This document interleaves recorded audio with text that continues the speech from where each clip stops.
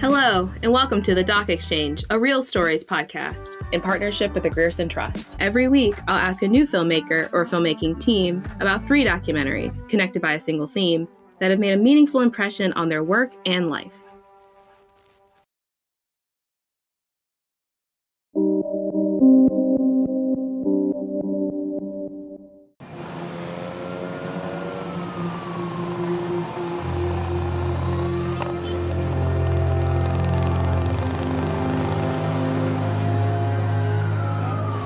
It's the streets, Chicago, man. It's a slave state, man.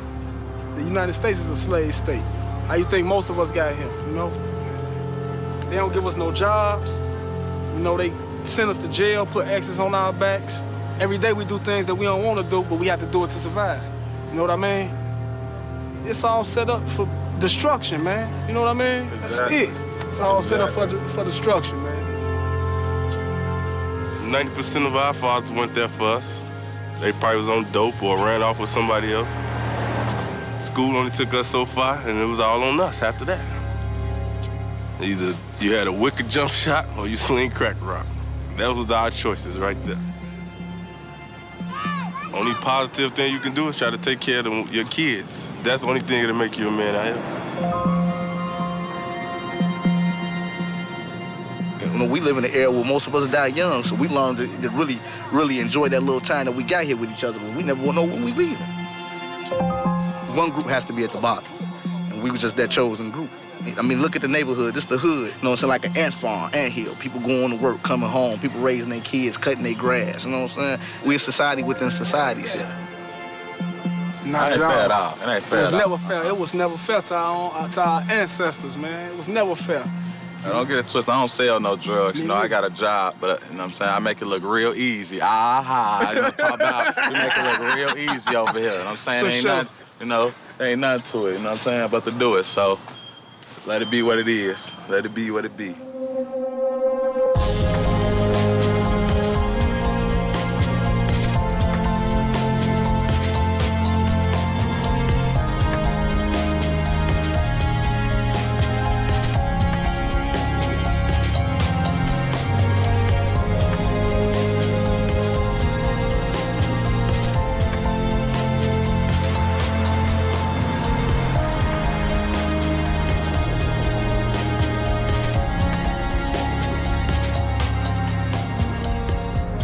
This area is too bad out here. The area is too bad. There's too much shooting. They just killed 3 people over here on Cole last night. It's on the TV. Cole is right here. And there was some shooting last night that my granddaughter had to call the police. But they're shooting over here all the time. And most of the time, the police don't come over here. They catch you coming out your house or going in your house and stuff. It's just silly and ignorant to me. You know, they divide up the city. The gangs and the drug dealer. And if they thinking you making a little bit more than they want to come over here, and then if you say no, then that's where the shooting and the killing, you know, it starts. It's all over. It's all over. So, they just don't stop, and it's just all over money and power.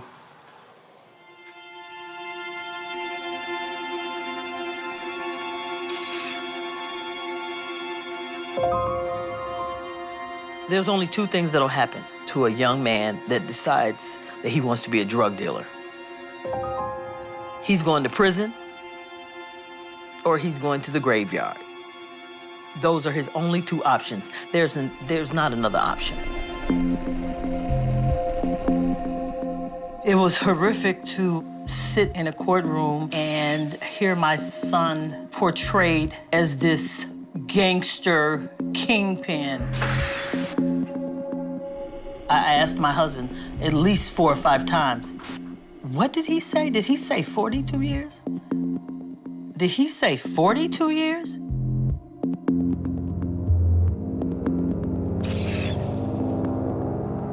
Oh, I miss him so much. I haven't seen his face in over 5 years. A little bit about 5 years. I was like, well, basically, well, what did you do for 25 years? Because the only person people like get like that, if you think is murderers, you know, or rapers or something like that, to get 25 years. And I was really kind of upset about that.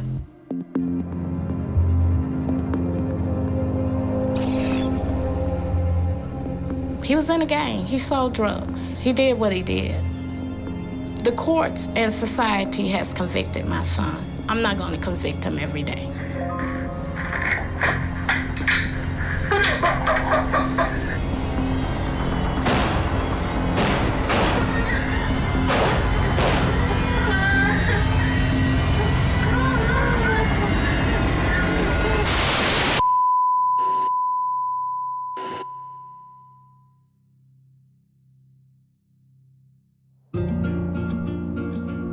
First of all, before I begin this letter, Mama, I want to tell you that you're very special to me, and you know that I love you. Thank you for loving me when I didn't love myself. Really, words can express how much I love you, so I just want to say thank you. Chicago is my home. That's all I know. That's my city. I was a graffiti artist back when I was younger. You know, I spray painted trains and walls, and I stayed out all night, you know. The streets kind of raised me. I was always in the streets since I was young. I would always display that I was a good child. But for hours when I was supposed to be in bed, I'd be watching and listening to the gangsters in the courtyard where we lived in the Jane Addams. I was fascinated by their lifestyle, and I wanted to be like them. I got to a point in my life where I wanted to be a drug dealer. It was hard work, but I like how fast you reap the benefits. The money I made in Chicago was cool when I first started hustling, but as I got older, I realized it was just not fast enough. So I decided, like a few others I know, to take my show on the road. I went to several different towns in Illinois, Indiana, Minnesota, Kentucky, and ultimately landed my hat down at Rockford. While I was in Rockford, I ran across my Stone brother, Duck, and we decided to work together. At first, it was just business, but then it became like pleasure. Rockford was not our home. We were invading someone else's territory. We were foreigners in a foreign land. Like, I never thought they'd go through so much to put us behind bars. I never thought they'd go through so much to get little old me. I never was a good drug dealer, but for a long time, I was happy. Because I was one of them gangsters I fantasized being when I was little, seeing them in the courtyard. Truly in my heart, I do not regret going to Rockford.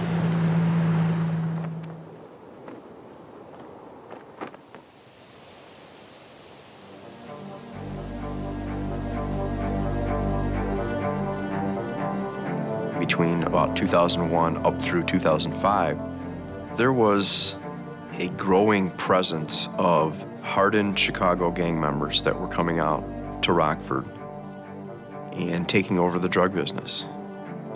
Word began to spread about this guy named Duck and members of the Titanic Stones.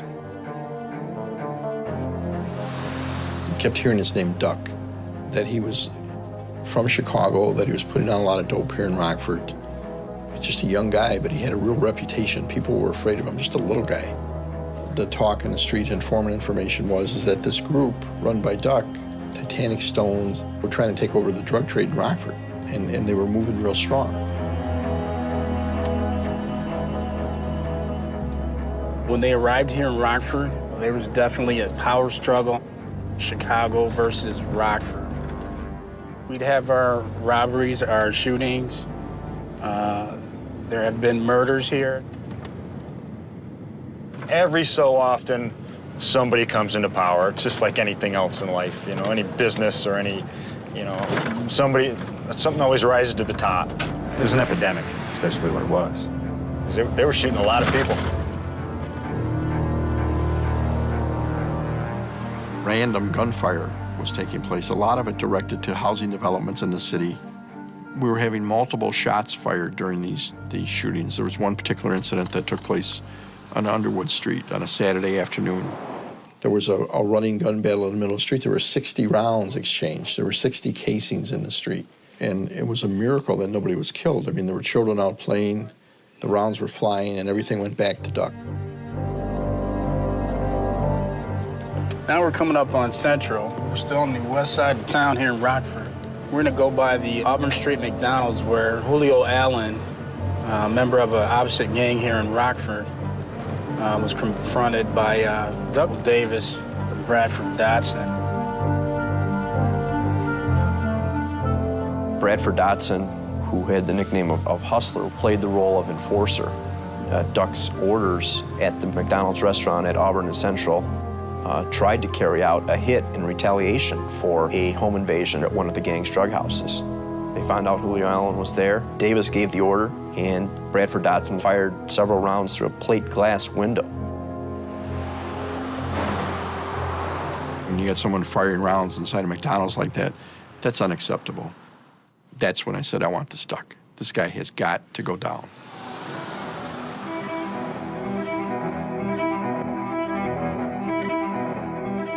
We initiated a federal case.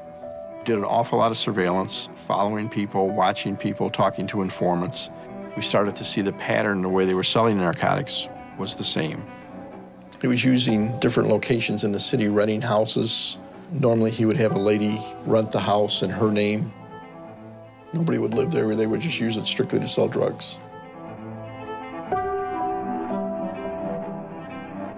The end game for us here was to take out the organization as a whole. The Rockford Police Department had executed search warrants at many of these drug houses and only gotten small quantities of crack cocaine or heroin, almost always heroin. And he was never there. He wasn't the one selling it. We were lucky enough to have a confidential informant who was providing us with a wealth of information and told us that she had been approached and asked if she would be interested in renting a house on behalf of Duck and the Titanic Stones.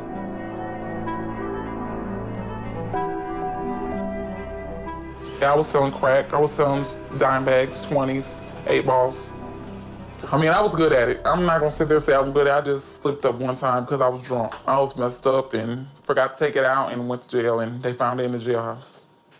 Some people say they ain't scared of going to prison. That's a lie. Everybody's scared to go to prison because I was scared to go to prison. I had to make a decision and had to make it quick. And anybody in my shoes, anything, probably would have did the same thing if you really cared about your kids, you know? Everybody call me snitches. Okay, I'll be a snitch. My kids is more important than any of y'all, anybody. My kids and my family come before anything. Duck looks like the coolest person. I'm talking about like the coolest person. You look into it, you be like, oh, he's a low Canadian, but he's the scariest person. If you get to know him and you see how he really is, he's the dangerous man in period I ever seen in my life because he's very dangerous. I'm talking about he had more power than Scarface. That's how I'm telling you. That man was big, big. They would have killed me if they found out I want them down, how I went down. They would have killed me, I'd be dead. I mean, it's a chance I had to take.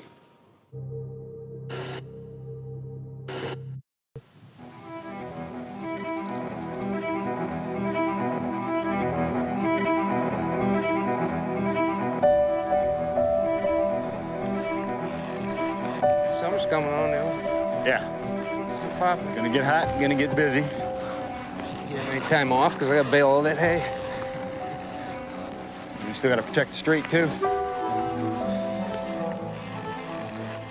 I grew up in a small town here, real small town. Not even in the small town, outside the small town. Grew up on a farm, raised beef cattle. When I was growing up, I actually wanted to stay on the farm and raise cattle. And Dad told me that the market was going bad with cattle and there wasn't any money in it, so I had to get a job in town. This is where I ended up. He does have a pretty gait. Yeah. Beginning of the case, I was working in the narcotics unit, and my brother was in the gang unit. And we were both working both angles of it. And Barry came to me one day and said, hey, man, I got an idea. Do you think this will work? He told me that he had an informant, and the informant had been approached and asked to rent a house, and then the house would be used for a drug house. And they wanted to wire the house up with video and audio. And I said, yeah, I think we can make that happen.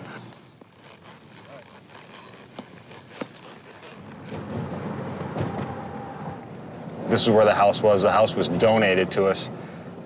It was scheduled for demolition. That's the spot right there. And it was pretty much disgusting when we got it. but they were kind enough to just let us do whatever we wanted to do. We parked in this driveway and carried lots and lots of carpeting and junk inside. Well, we chose a location because at the time, the targets that we're looking at were looking for an east side spot. This is our near east side of town in Rockford. They were looking for a spot that had alleys, that was pretty much hidden from the general traffic, but could be accessible to somebody that want to get in and get out. It was boarded up. Every window, every door was boarded up. Inside, the carpet was rotten. The flooring was a mess. All the utilities were not functioning. We would come over in our undercover vehicles. We would paint carpet, do electrical work, plumbing, just totally redo the house. But we added things to it, video and audio.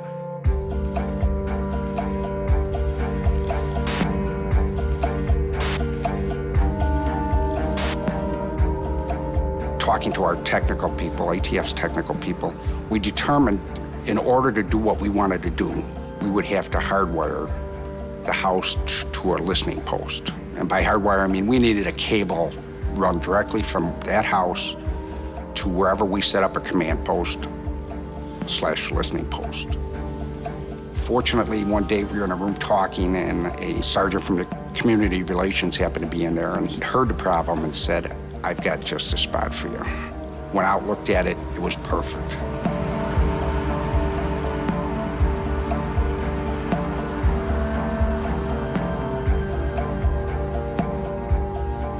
The factory or command center that we used was an old model paint factory. From the third or fourth floor, wherever we were, we had a bird's eye view of the house looking north. And the command center was set up so that there was a monitoring room where you'd have 3 agents at 3 separate monitoring stations and then a supervisor in the room. And each of those stations monitored a particular room in the house at 1023 Kishwaukee. One for the kitchen, one for the dining room, one for the living room.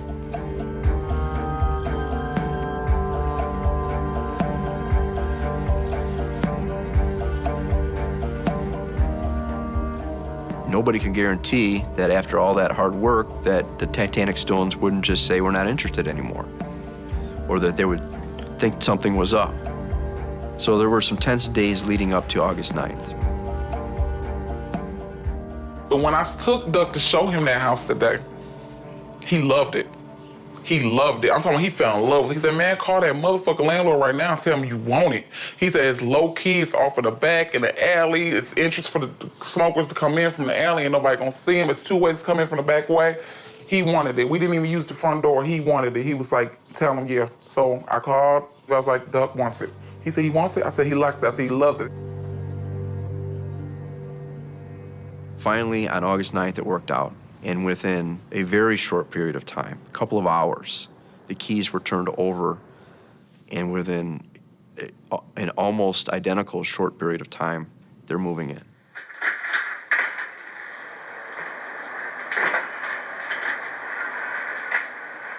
Bro, you gotta get out, man. I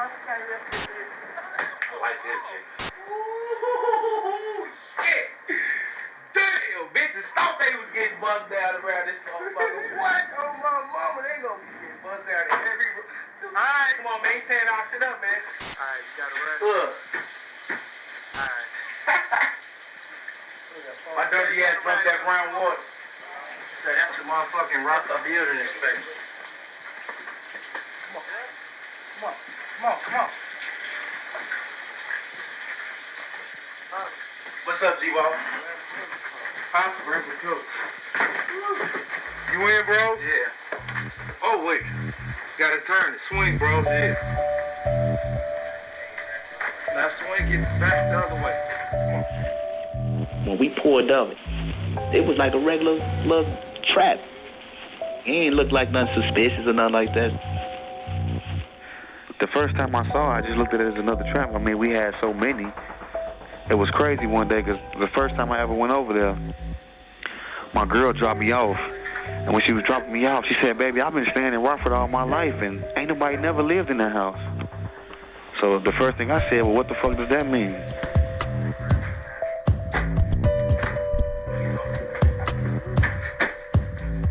see furniture coming in, and Duck and Little Steve and Bradford Dodson and Ambrose Jones. They're carrying couches in, they're carrying chairs in, and they're setting up shop. That night, they're selling dope. What's up, Shane? Y'all all together? Yeah. What's y'all want? 40. 40? What? 40.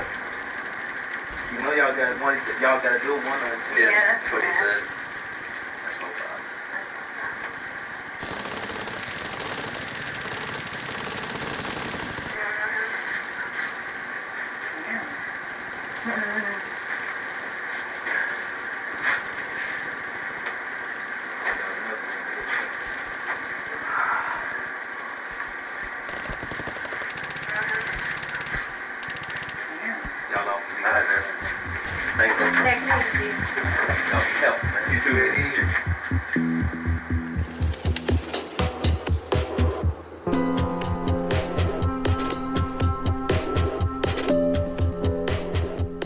Putting video and audio in a living and breathing drug house and turning the keys over to the gang when you wanted to turn them over, that had never been done before. It is really an underclass and subculture that most people really never see.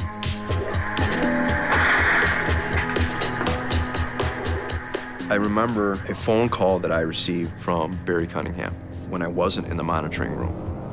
And Barry's words were, "We're in the hornet's nest here." Dude jump out the car, he had twice. I'm squeezing at his ass. He get low. Little boy, I jump out, running at his ass. Right here. You was squeezing at his ass. Boom, boom, boom, boom. Put that little shit up, got to run. They pulled it off left. I ain't never seen no shit like that, boy. Man, come on. That's a 10 millimeter. Ain't no 10 millimeter. That's a 947. Rocky, boy. See them rockets in there. At least you talk like a motherfucker. I've been working narcotics for many, many years and spent countless hours on surveillance, whether or not it's in the back of a van or a squad car, sitting back with binoculars watching drug houses or watching people deliver drugs or purchase drugs. So you always had a good concept of what it was like from the outside, but you never knew what it was really like on the inside. Well, this gave us the opportunity to take an inside seat in that drug house and determine exactly what was taking place. Keep me alive. Hey, what you want? There ain't one in the head, is man! Ooh, you a fucking duty, man. Just because you ain't see it, it could have been stuck in the chain. Cock it back, Mo. You could have popped it. I decocked it, Mo. I was going to shoot you right back. You would have shot me right in the balls. This a decock, Mo. This boy's slick. It's just beat up. That gun got a body on it. This motherfucker. You know I have. This gun got a body on it? Hell yeah. This gun got a body on it? I'll send me out here with that gun. It's hot. It's hot.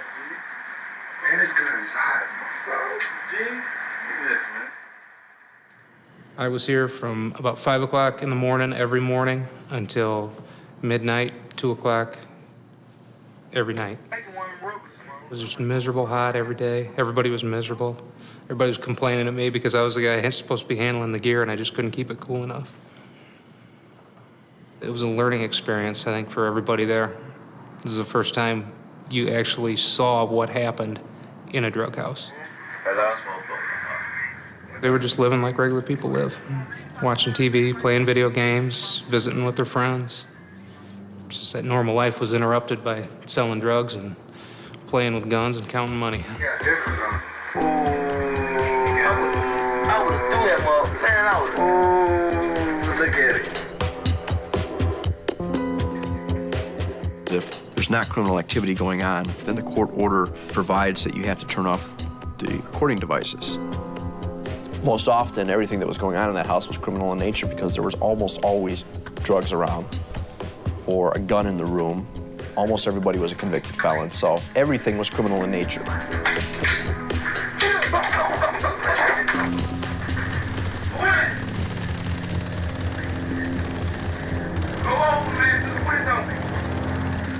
Go to the window! He told me. I snort so loud, this thing is a lumber camp. All right, Joey, man. All right, Joey. I mean, it was a pretty simple operation. Whoever was in the house at that time, people would come to the door. They knew the majority of the people coming to the door because of the fact that they were dealing with them on a regular basis. I mean, they would lay around all day long on the couch just waiting for someone to knock on the door so they could sell dope to them. Window, G. Who, me? Yeah, window, G. It's the window, Rush. The window. How we get the window? What's wrong with the window? What's wrong?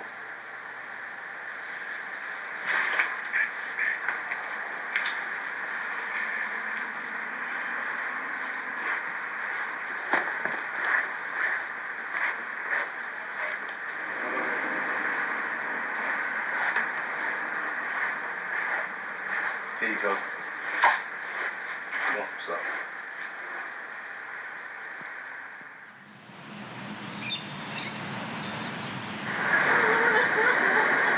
Should've thought about it before you was running your mouth, bitch.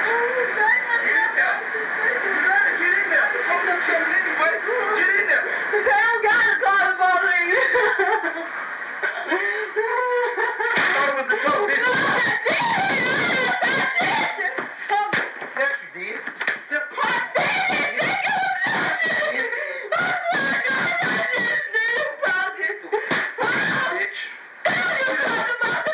the fuck up.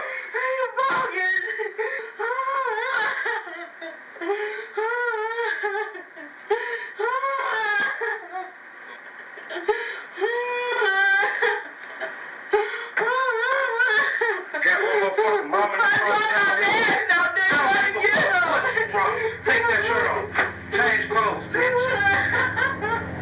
Get the fuck up before I push your face through this wall. You ain't gonna tell me shit. Talking that shit, get the fuck up.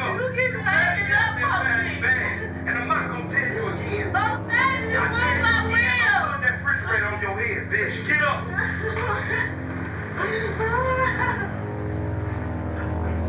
This group was associated with so much violence.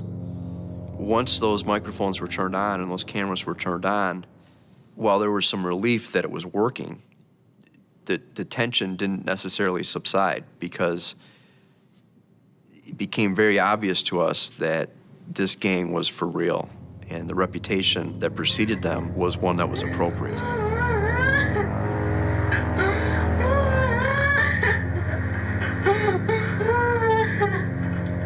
The last thing in the world we wanted to do would be violence to a neighborhood. I mean, we set this house up. So, you know, God forbid we brought violence into the neighborhood and somebody got hurt. You know, we were always concerned about that, you know, that was something that we had to keep in mind, and we couldn't let it get out of control. Now it's about to get real in the field. Oh, shit. Bring fully all those out and let us just tear this motherfucker up. Start tearing the motherfucking projects up. It's gonna get ugly. For real. Put your helmet on. Put your 3D glasses on, pussy, because you know we coming straight at you. Every evening, the shit would hit the fan. You're like, yeah, I think a better way of saying it, the shit would just hit the fan. Several times, they'd just jump up and say, let's go shoot so-and-so. And you'd just be like, okay, now we got to stop this. And usually they'd end up talking about it for 5 minutes, smoking dope, playing video games, and forget about it. So you didn't have to do anything. It took care of itself. But nevertheless, it was every night. Every night. So we got to be just kind of a laugh. We'd all wait around here for come the 7 o'clock catastrophe every night. That's the police, man. That's that fat mark that was walking around in the green. I don't know. Yeah, I'm figured out that here. It's over. Where the thing at? Right there, punch that motherfucker. Where the police at? Right there. Where? What the fuck is he doing? There's the police, man. It's a fucking crib. You fucking with cats, Mo. Man, it could be a send-off, man. Well, we need to put the blank in the car, G. Hey, Mo. Watch the windows, G. I bet somebody. Come on, man. Grab the shield and take down real walk, man. Right. But you gotta grab the shells. Sister taking a bang and leaving a bag of shells, G. Hey, I'm going to the Batmobile. Bro! To the back page.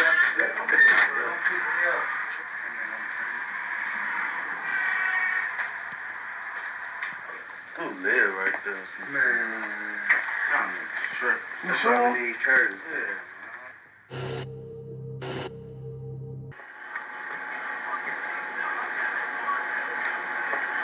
Shawty.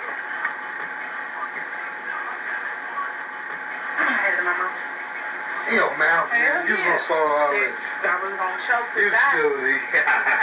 Shit. I'm gonna be on the floor straight there. That shit ain't gonna kill you.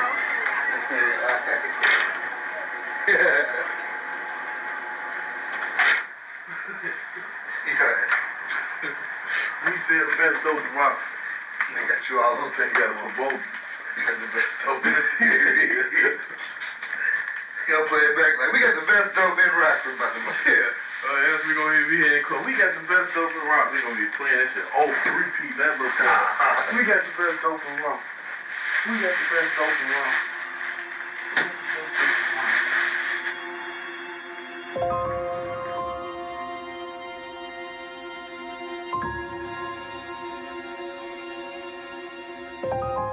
I didn't find out that he started selling drugs until I was 16 or 17.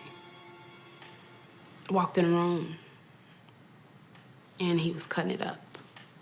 So, I was just like, I didn't say nothing. He just told me to get out the room. Not until the feds was looking for him, we really sat down and had a talk. And I was like, Montreal, you need to change your life. I said, there are so many things you can do. I'm like, you can do things that your other friends can't do. I just found out recently some of them can't even read. You know, he could read. He knows how to play the saxophone. And trust me, I used to try to, whatever instrument he used to play, I used to try to learn how to do the saxophone. It is hard. All those notes and all that, it is so hard. But his ass mastered the saxophone and can play that goddamn saxophone. I asked him, well, what? I said, why? And he said, well, I walked in a room and I ain't never seen that much money in my life. All at once. I never seen it, and I wanted that. That's what he said. I wanted that. I see my great-grandma. Yeah. And my grandma don't want nobody to spank it or do nothing to it. Ow. Okay. This is our little family. Montreal, we love him too, even though he's in jail. I miss him. Yeah, I do too. Let me tell you something that I told Montreal and everybody else in jail. They did not send for you. This was your choice. They did not send for you. You don't have to do what you see little Johnny do, a little Calvin do. You don't have to do this. I know plenty of people that I knew that was doing things wrong, even since I've been grown. Did I get out there and do it? No, because I know better. Everybody has a choice. That's including Montreal and everybody else. You and everybody else. We have a choice. Because you don't have to do what the next person do. I'm like me. I am my own model. And a lot of people talking about these basketball players and these movie stars, they try to portray these people as role models. They are not no role model. I am the role model in my house. That's what you should do. Stand up, mother and father, and be the role model in your house.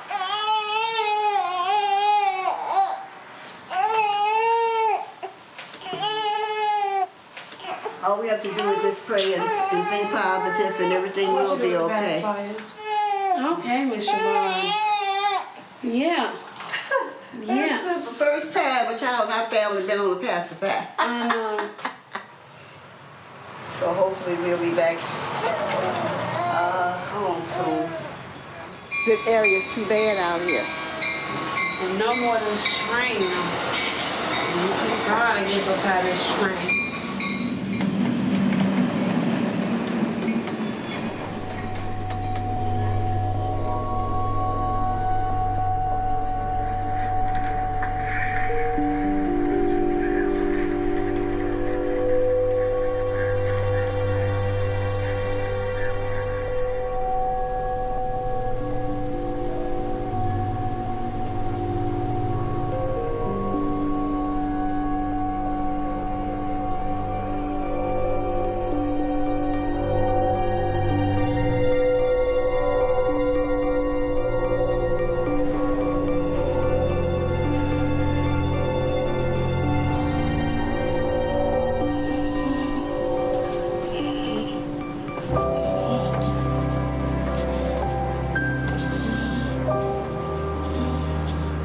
If you came to my house when I was growing up, oh, you knew it was a holiday. We be eating like mad, 24 hours, all day, all evening, all night.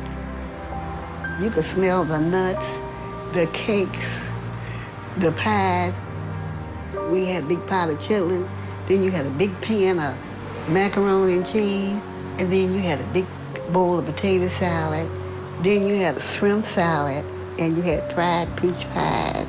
You have the sweet potato pies, custard pies, and great big pot of greens, great big pot of string beans. Salt pork going all through these baked beans and strips of bacon on the top. You ever had grits and chicken? Well, see, that's what my grandmother would do sometimes just for breakfast. We always had food. My house is my life, the memories and the things that I used to do there and the cooking, and it's nothing like having something of your own. You don't have to worry about nobody running over your head, and you keep your house clean in your backyard, and you can always go out there to cook and enjoy yourself. We were all, might as well say, raised up in that house. The house was my grandparents' house. He was born there. Letitia and Montreal was born there. Even though it is in the shamble, I feel like I'm at home. And I always go over there to clean up and sweep up. I can't wait to get back over there. When I go over there, I hate to come back this way. Hyde Park offers so much that the other areas, to me, don't offer.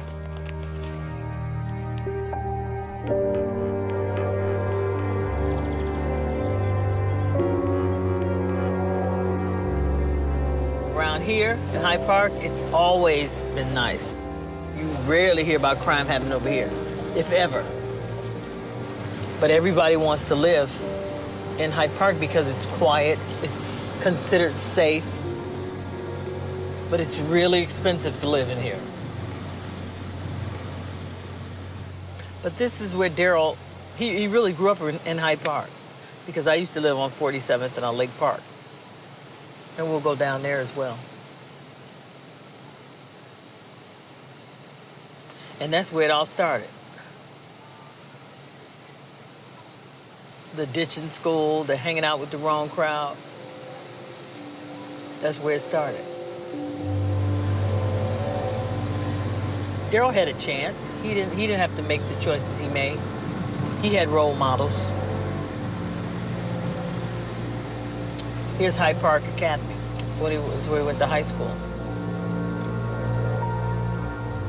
It would have been a totally different ball game had I had my act together. I fell prey to the streets.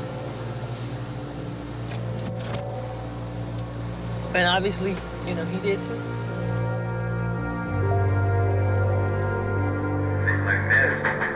Who is it?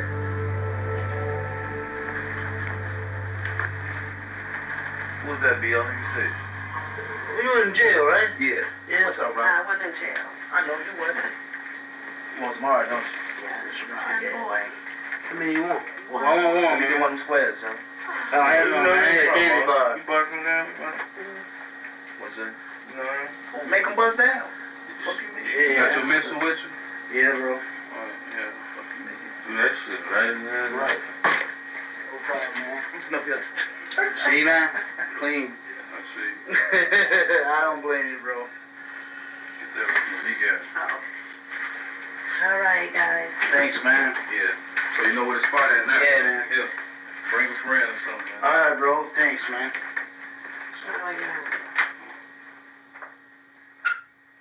It was interesting and I guess disturbing at the same time what the customer base was.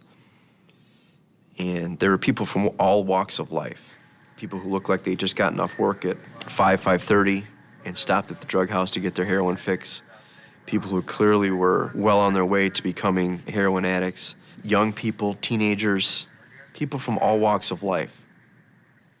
You'd see the soccer moms showing up in the minivan getting dope. You'd see, you know, the hardcore drug addicts. You'd see black, white, male, female, young, old, anything. It was just all over the place. Let's see, bro. 360.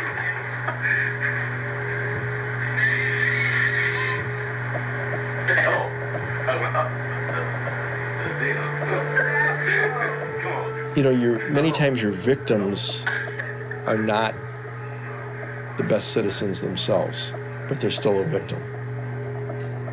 How'd they get to this point? They're taking their life in their hands to go to a neighborhood they know nothing about, to walk into a house they know nothing about. There's guys in here with guns, to purchase a little bag of powder. What went so wrong in their lives to put them to that point? And this is a small part of a huge picture. How big is this drug problem throughout the world? It's beyond explanation. It's huge.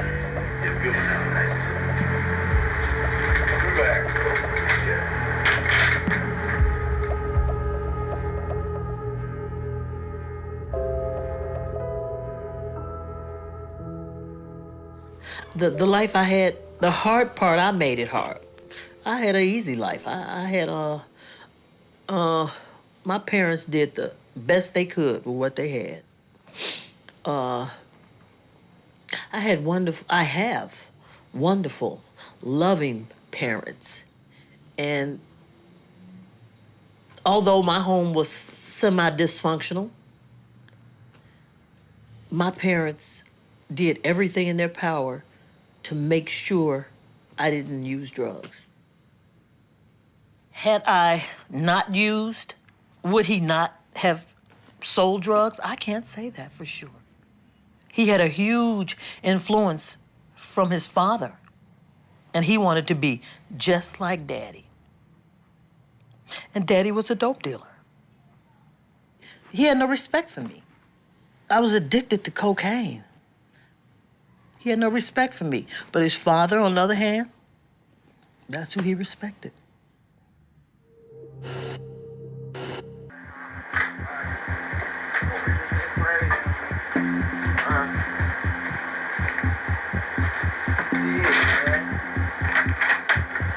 I've been trying to play.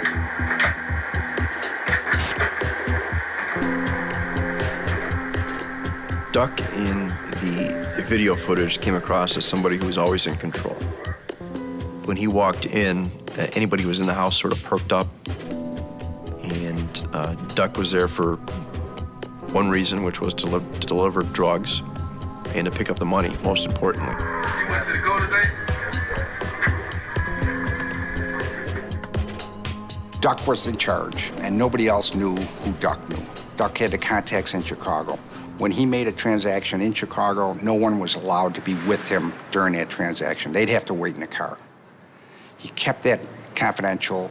You know, that was his ace in the hole with these guys, because he knew one of them would go out and try to make a contact with them otherwise.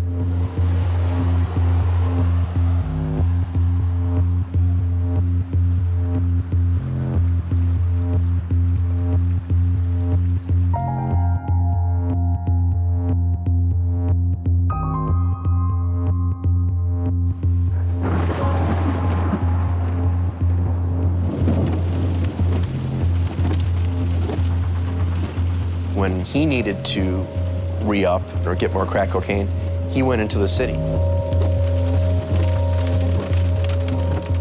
Duck never drove himself.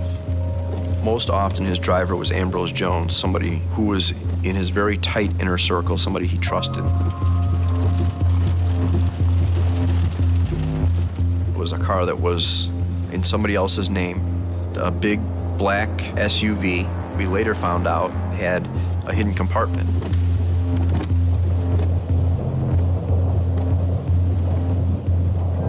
But he went in and picked it up, brought it back to Rockford, where he mixed it and stored it at his girlfriend's house, away from where he slept or did his business.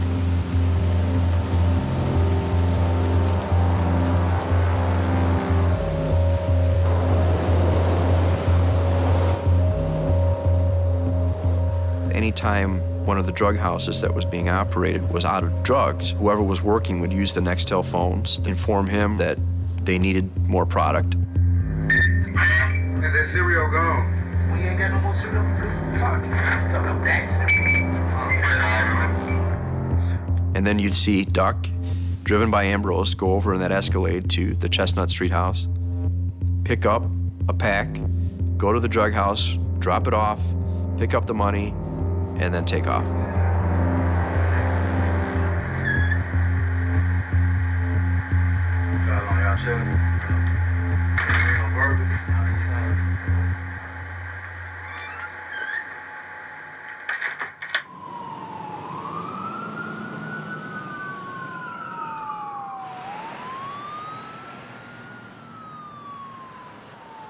It ain't safe around here.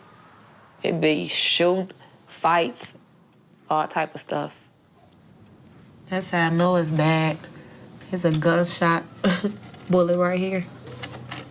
That's how much they shoot over here. We was sitting on my couch and all we heard was gunshots. I had to jump on the floor like, oh my God. They is shooting. Glad my kids wasn't here. Boys just get to fight for no reason. And I knew I'm like, I feel ever since I got shot, I just feel like I'm so terrified of guns. I feel like I know when they gonna get drawn. I just jumped in my car like, girl, I'm finna go. Something finna happen. As soon as I said that, dude jumped in his car, reversed, almost hit his friend, and just got to shooting. And I took off. I got pregnant when I was 18, so I was with him a few years. I was close with him until he got him another girlfriend. He wasn't no bad person, like the streets made it seem. He was just out here trying to feed his kids. People got to make it, so that's what he tried to get out here and do. He felt like he had kids and they had to eat, so I don't think it was wrong. 'Cause it's hard out here. And it is. It breaks my heart that I can't see him like I want to.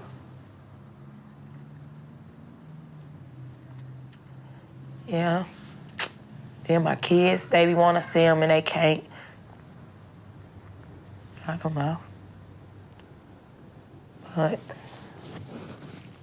wish he wasn't locked up. He left me with 2 kids. That's the only thing I was really mad about. I had 2 kids by him, then he go get locked up.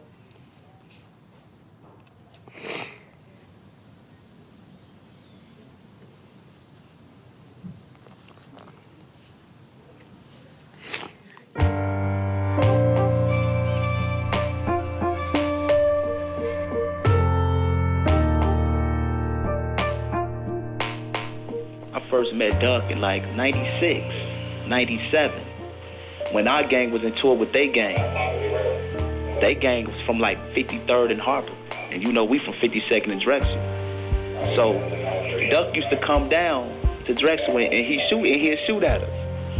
And it's like concrete jumping off the ground, hitting, and his shells hitting the cars.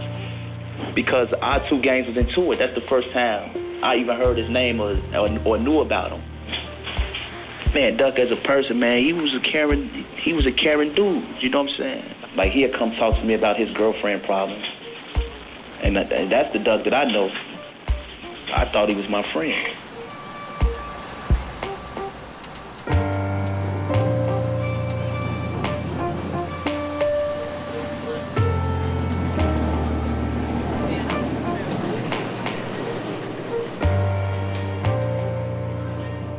Didn't hurt so much for me as I did for Brandon. He has uncles and he have grandfathers and he have cousins and whatnot that could help raise him, but it's nothing like a dad. And he was very young, and having, you know, that's all he know about his dad is in and out of jail. He doesn't look exactly like him, but he has enough of the mannerisms and just his attitude. It was a whole like his dad. He's very playful. He's very smart, but just does not listen. I worry a lot. There's so much gang activity and drug activity in Rockford that I worry about both my grandsons getting involved and with wrong people. I met Bradford one night. My daughter was picking me up from work, and she introduced me to the guy in the car. This was my boyfriend. I didn't pay him any attention. First time I really, other than seeing him in the car, remember being around Brad. It was, I went over one day, and one of their friends says, "Martha, I think you need to know Jennifer's pregnant." Oh, after that day, Brad and I became really close because I punched him. And after that, I started taking him to church with me, and I just really grew to love him, and he was just my boy. Hello? What's up? What's up? Randy, that you? Yeah. Happy birthday, man. Thank you. What'd you do for your birthday? We went to the park. Went to the park, what'd you do? We played What kind of cake you had? a race car. A race car, you saved me a piece? Huh? You saved me a piece? Nope. Huh? Nope. 8 years old. Get big. Randy, find something to do positive with their free time. Even at school, you gotta just remember, like, the only way that you will be successful is with an education, Brandon. You gotta stay in school. Okay. That's the only way we're gonna make it. We gotta educate ourselves. Don't spend all your time sitting in the room playing a video game. Go Okay. outside and play and go to school and just be good. Okay. Well, I wish I was outside playing right now, running around.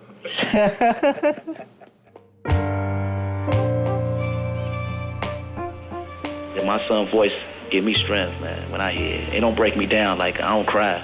I'll be proud when I'm proud of that boy, man. When I hear his voice assures me that, like, man, I got a date still, you know.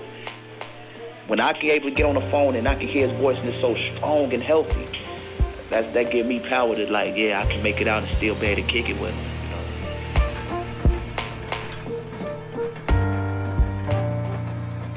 The severity of the situation never hit me until, and at 2 o'clock in the morning, I get a call from the hospital across town that he'd been mugged.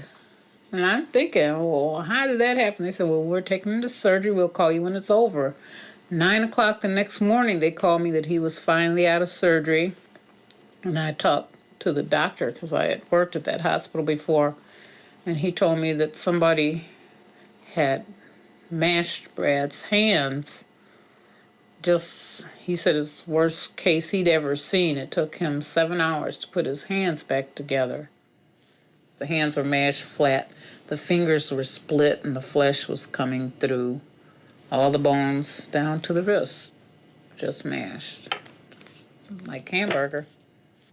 If you look at the video footage from the Kishwaukee house, you see bandages on both of Bradford Dotson's hands throughout that time period.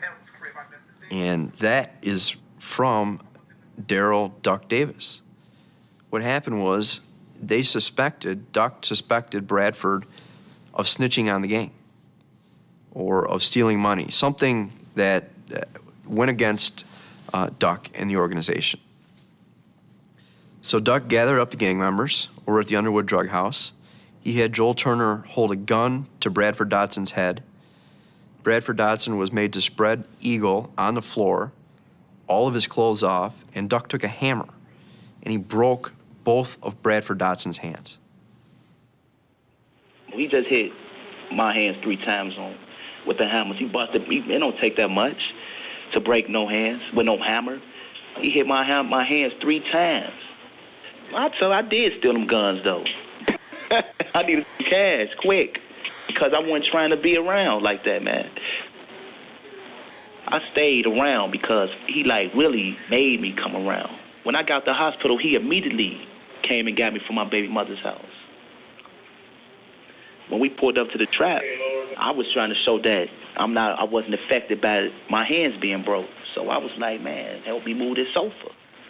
You know, so we moved the sofa, even though it was hurting. I wanted to show them that, like, man, I'm stronger than what y'all perceive.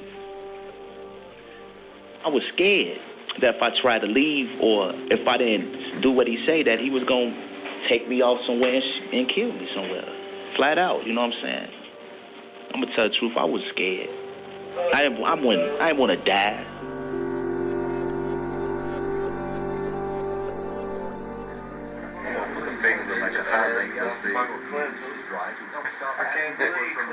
Yeah, my middle finger look like a hot link been cooked too long. You know how to split like that on stove.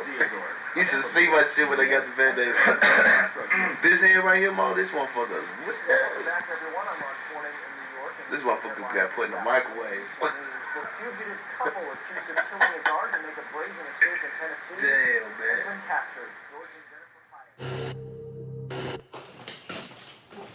Bye, Grandma. Okay. Bye. Bye. I see you later. I'm going over to Hyde Park. Okay. Love you. Love you, boo-boo. Bye. Bye. Bye. What did you eat for breakfast and lunch? I had some eggs this morning. And for lunch, I had a sloppy joe. Oh, well, that's nice. You didn't have no bacon? Nah, they don't serve bacon too often. Okay. Well, I'm so glad to hear your voice, and, you know, you're doing fine, and I'm doing fine. Yeah. We're just trying to make it and trying to look forward in you coming back home with us. And that's all you can do. Oh, you got to go now? Okay, love you. I love you too. All right, bye. Bye-bye. Uh-huh.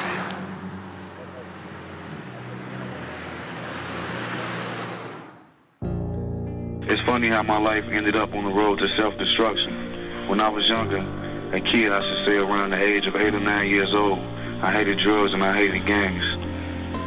I grew up in the house with a mother and an uncle who was addicted to cocaine and heroin.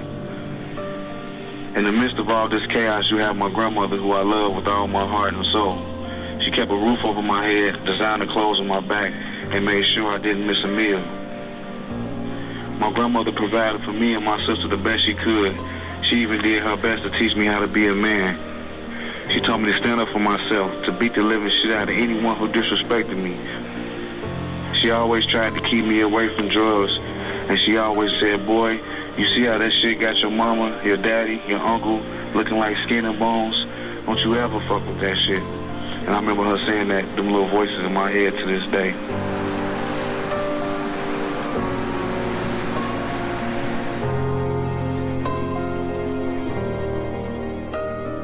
Oh, I miss my grandson very much. He's always been in my life. I raised my children by myself with no support, my children and my grandkids. That was my choice of taking care of them. That was my choice because I didn't want to see them in the system. And I did the best I could to shelter them as much as I could, to shelter them.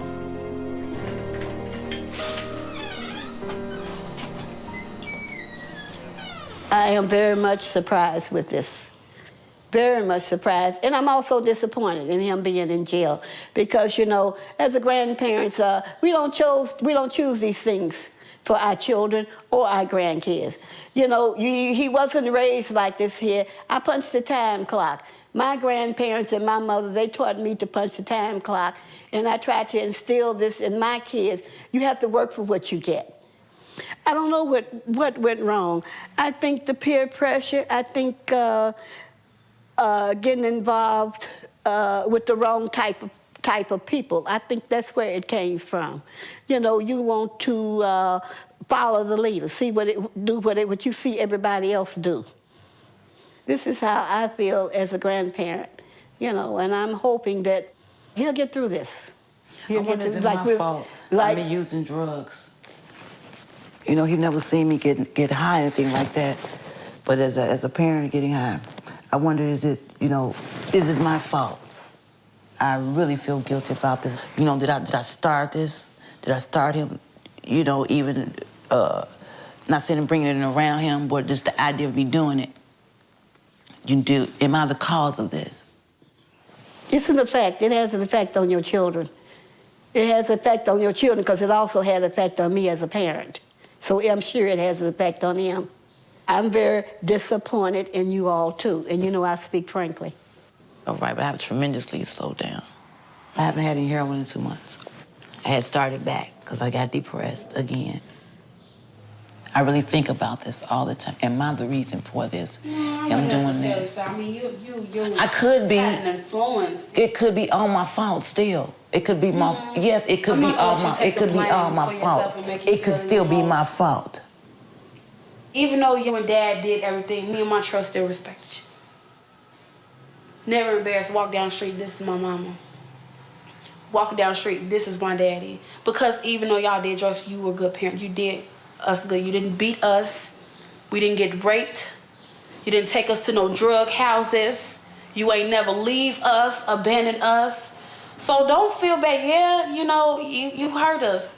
But you ain't never did shit to us like, you know, people could say my mama did this to me. Or my mama let this man rape me because, you know, she was off drugs and didn't know. Some children will sell to their mothers or give their mothers heroin and cocaine. That's something Montreal would never do. And see, and most parents expect their children that sells drugs for them to give them heroin and cocaine or to buy that for them. I've never asked him to buy me any heroin. Or even to get, no, he wouldn't do it anyway. He wouldn't give me any money for it or anything like that. He would not do that. But there is a lot of people expecting their kids. We have family members that expect their children to buy them heroin and cocaine. And I'm still wondering, am I the reason for this?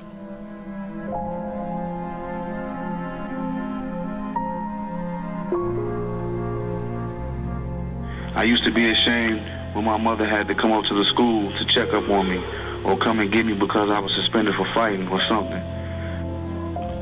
I was embarrassed because of how the drugs affected her appearance. One thing I can say about my mother is she never stole from her family, though. And she always bought me and my sister clothes and shoes and then got high with whatever money she had left. I never really once blamed them in my head because I was raised to be my own man. I made my own decisions. I still knew right from wrong. No one ever forced me to sell drugs, carry guns, use guns, fuck somebody up, rob somebody. Any criminal act I did on my own because that's what I wanted to do.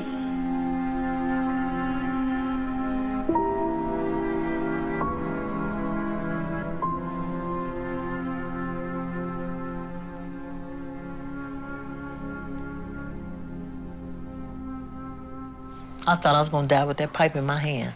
I really did. But I can sit here with confidence and say I'll never use cocaine again in my life. Cocaine is no longer part of who I am. Hasn't been for a long time. I botched up motherhood. I botched it. I did. Look where my son is. I remember very clearly. I had been in my addiction maybe 7 or 8 years.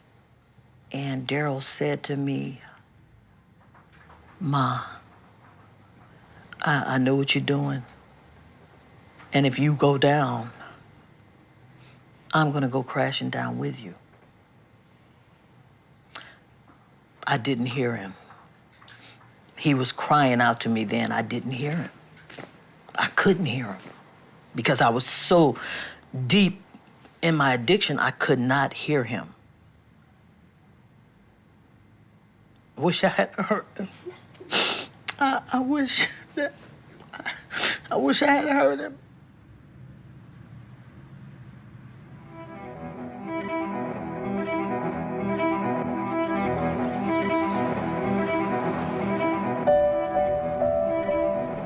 I get them done like this, but I'm busting.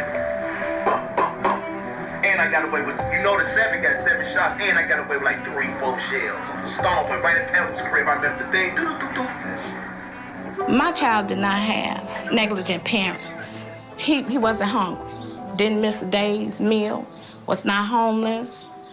I wasn't a crackhead, his dad wasn't a crackhead, wasn't abusive. I did none of that. None of the things that society say is the reason why these children do what they do. They do it because they want to, number one, and they do it because someone has enticed them. The drug dealers come through and they see easy, gullible young people, and they offer them, and it's exciting. You know, the possibility, the rims, the car. I am angry at him for not, I'm actually angry at him for allowing someone to sell him a dream of nothing. And I believe that that's what it was. Oh, Stone, I'm finna go to the hospital. Oh, shit! Who got my 10 millimeter? You remember when I go spotted this from the clock? Who my 10 millimeter? This is my 10 millimeter. This ain't no 10, man. It's a 10. It's a set. Bradford Dodson wasn't a forcer, just a brooding, hard case. The shooting at McDonald's, where he did shoot Julio Allen during that dinner time incident, it was just brazen. You shot in the joint too? Man, I swear to God, me and Dutch in there, man. You shot that motherfucker in the joint. I shot in the kitchen, I'm sorry. The little nigga said I did something like that. Y'all started From the beginning, when I first even joined the gang, I was being somebody that I wasn't. You know, I wasn't being Bradford Dodson. I was being the hustler, who they wanted me to be, the one that they accepted. They didn't like Bradford Dodson. They liked the hustler. So for all them years, I was being a hustler. I wasn't being Bradford V. Dodson. I got my hands messed up, bandaged up. I ain't got no money. I can't get out of Rockford. We in tour with gang members all over the city. I was just gonna try to find a way to get out all the way. I was gonna make Doug feel comfortable to the part where, like, he'll drop his guard, and then that's when I was gonna make my move to get away. My dumb ass just move around, man. I'm in the way, man. I can't move around, man. I got to, man. Can't move the way I want to. That's what you think I should do, bro? Think I should move around so we'll just go and fade out the background? You want to? Shit, not right now. I don't want to, though, man. But I do more, but at the same time, it's on, man. I just don't want to leave the bus down. Hold on. Second market activity starting overseas. Tokyo's Nikkei average closed at a 4-year high today, up 100. Why you do that shit, man? Because you is pride or something? Trading in London, the FTSE opened lower. Wall Street will close the day with the Dow Jones. It's like I growed up so much more. I can't be out there like this. Closed at 21.67. So, I don't really want none. I don't got no goals. You gotta want something like this shit, this thing. You can have it.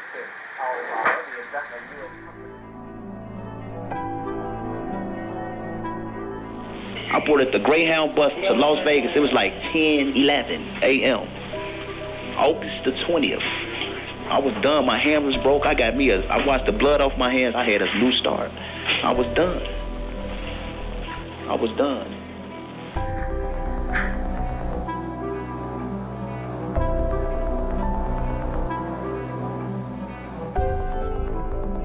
Hey, honey. Hey, Brad. Hey, Brad. What up? What's up, man? Who's that, Daddy? Mm-hmm. I cooked the Juicy Lucy's you and I were talking about. Mm-hmm. And baked beans, the famous baked beans. They gonna barbecue for us tomorrow here. Huh? Hello? You still here? We still here. Oh. What do you miss the most at home? What I miss the most at home? Yeah. Y'all. Well, we know that, but on a day like today. What about changes? What kind of changes have you made for yourself? I noticed that the only problem that I really had, my most problem was just being too materialistic. All right. So now that they put me up in here, they only give you, everybody got the same clothes, everybody get the same amount of minutes. So I know, like, if I was to get a second chance, I wouldn't be materialistic. Well, you know what? You've already gotten a second chance. You know why? Why? You're alive. And as long as you're alive, you can do better. And when you can do better, there's always going to be some improvement. When I know better, I do better. That's right. So you have to look at it like that. You know, prisons are too full of our young black men. You know, y'all have got to make better choices for yourself and realize that your family is your family at home and not the family that you think is in the streets. Daddy, I've been asleep. Yeah. I looked up one day and I'm in the feds for 35 years. I woke up. That's when I woke up. I just want to be free. I want to hug my children. I want to go to the lakefront. I want to see the fireworks. I want to be at them barbecues, but I got to stay strong. You're still blessed. You're still alive. You're above ground. A lot of people don't get that chance. You understand? Yeah. So now, I make it your mission to teach somebody else. Maybe you can help somebody else not make those same mistakes, because that's what it's really all about. Daddy. Huh? This phone's finna cut off. You see how it's beeping? Right. This phone's finna cut off in a couple minutes. I think in like probably 30 seconds. Okay, well, you know we love you. Brad. Love you. Love you. Love all y'all. All right, keep your head up and I'll write. All right. All right, love you. Wrong. I really hate the way those calls just end like that because you have things you want to say.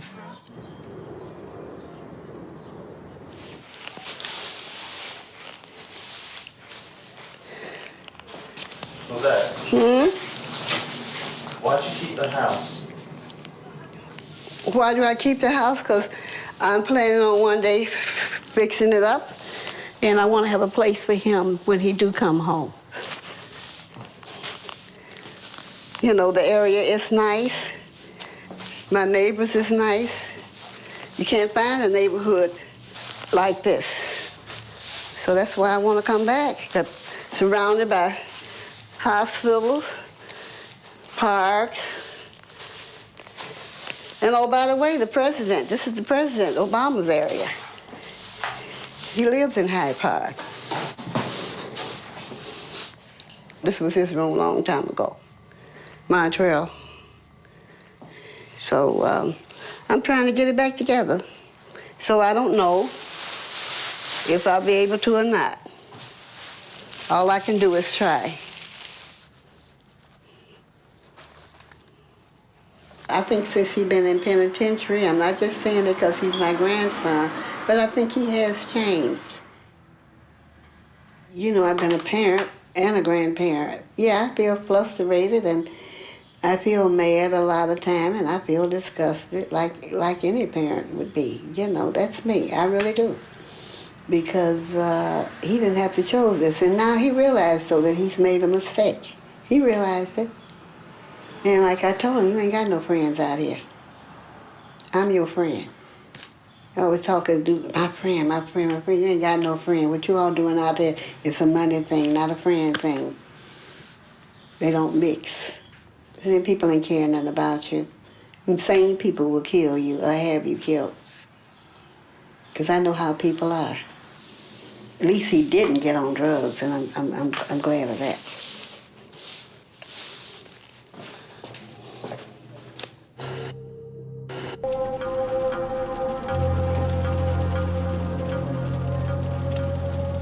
The investigation lasted approximately 6 weeks. To get 6 weeks out of it was more than we could have hoped for. Duck and a number of members of the organization drove into Chicago to obtain more heroin. They were under surveillance in the Chicago area when they became targets of a drive-by shooting. Suddenly, out of nowhere, a second vehicle pulled up alongside Duck and an individual started shooting. The agents in Chicago had to immediately take action, which required them to pursue the vehicle that the shots had come out of.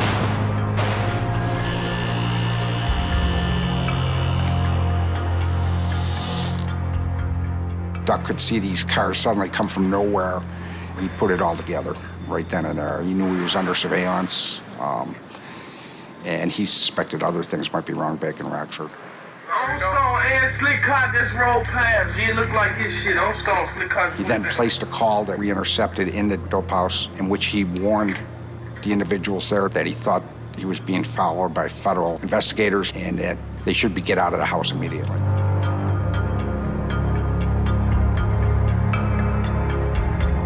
They scrambled back to Rockford that night. Ambrose Jones in the SUV, and Duck, we later learned, in a taxi. That was when the jig was up, so to speak, and it was time for us to start making arrests, which is what we did on September 14th.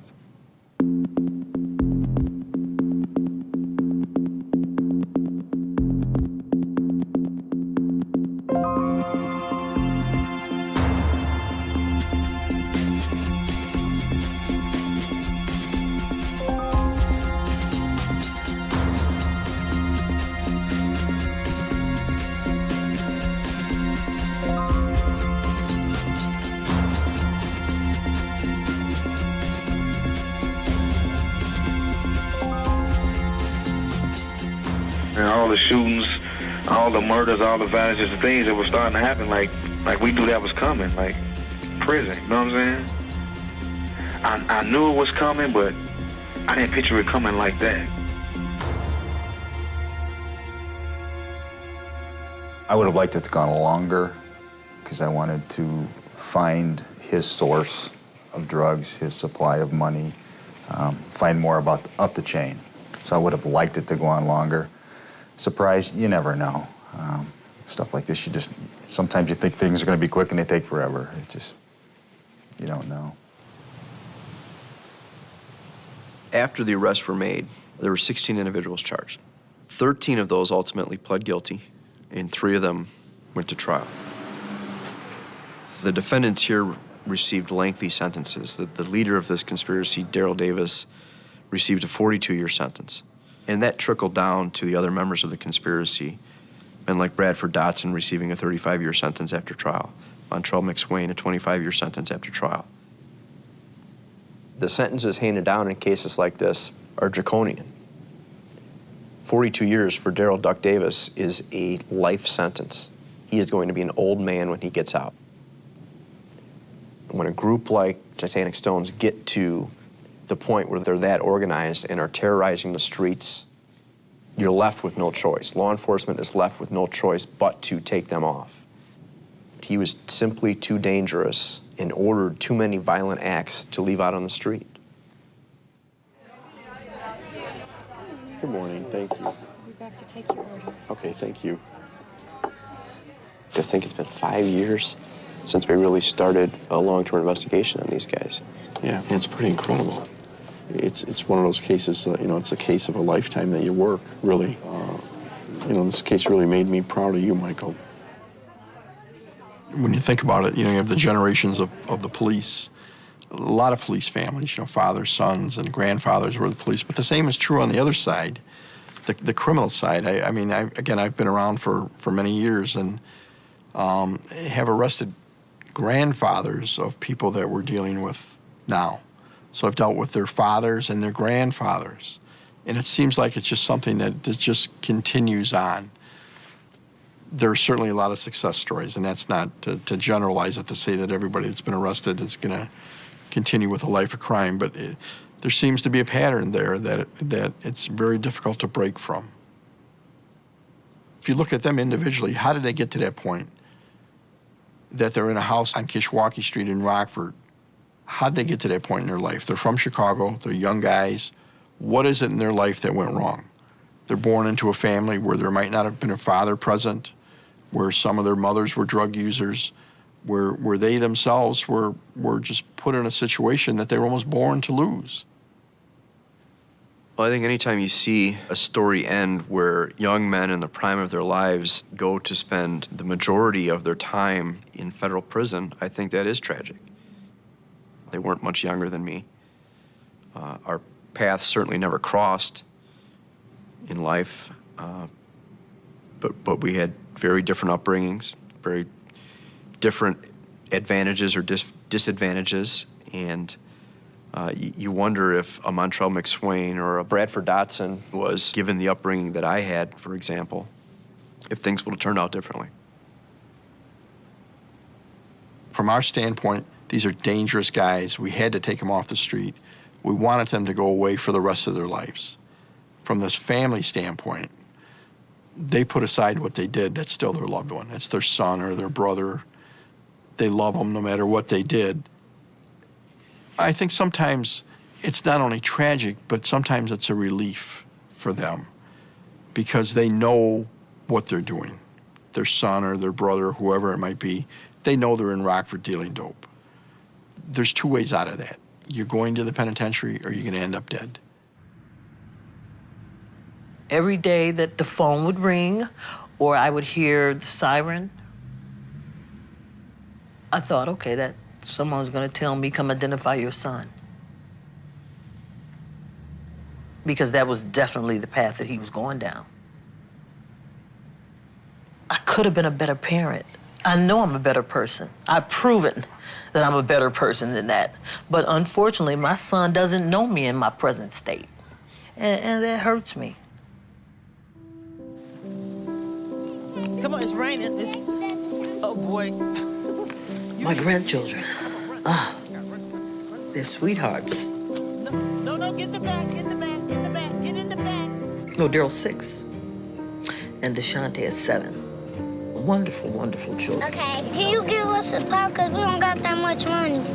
Okay, I'll give you some money. They don't know the nature of what has happened. They just know their dad's in jail, and when is he getting out? Daryl, go sit down. Yes. I want to sit here. You sit over there, please. Yes. I gotta go get french fries. You want some french fries? Okay. Yeah, it's a joy having them. It's an absolute joy. I'm getting a second chance at this. Go to the front and say, excuse me, could I please have some barbecue sauce? Can you do that? No, I didn't ask you. I told her. You want another hamburger?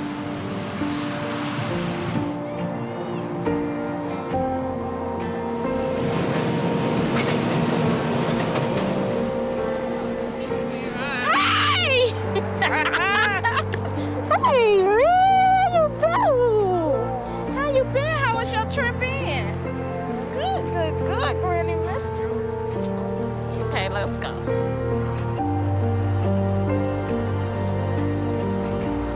Crack your knuckles. Your dad used to crack his too. You see how big this part of his hand is? When you go visit him, when we go visit him this summer, look at this part of his hand. He got lumps sitting on his hands. And his hand's been through a lot.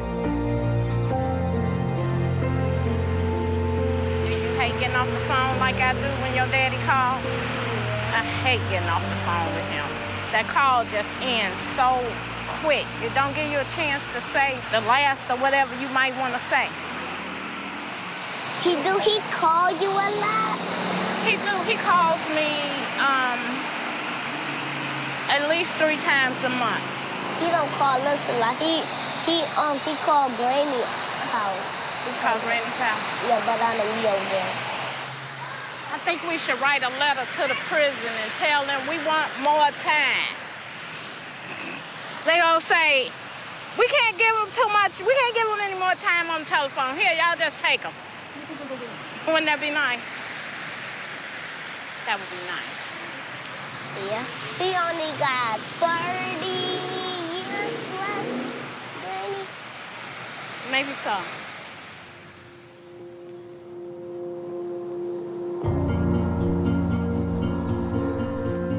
I'm not mad at the judge and the prosecutors. They got to do their jobs. The gavel was hit, the signatures were signed. The jury brought its verdict. It was over with. And he sentenced me according to the United States sentencing guidelines and gave me what he gave me. And if 30 years is what it took for me to humble myself, then all is well. I'm not being a real good example to Brandon, you know what I'm saying? Because if he look up to me, I just hope that he don't make the same mistakes that I did, and put himself in jeopardy for being away from his children. I mean, I had a couple years before him. They trying to exchange it for a couple decades of my life. Now that I look back, we made a lot of untaxed dollars, so I can see why the government would be mad and come for us, you know what I'm saying? Of course I regret it, because my family's suffering, you know what I'm saying? My woman's suffering, my kids suffering, I'm suffering, I'm told what to do all day, and I'm in this controlled environment. You know, I'm just taking it one day at a time, planning for the future.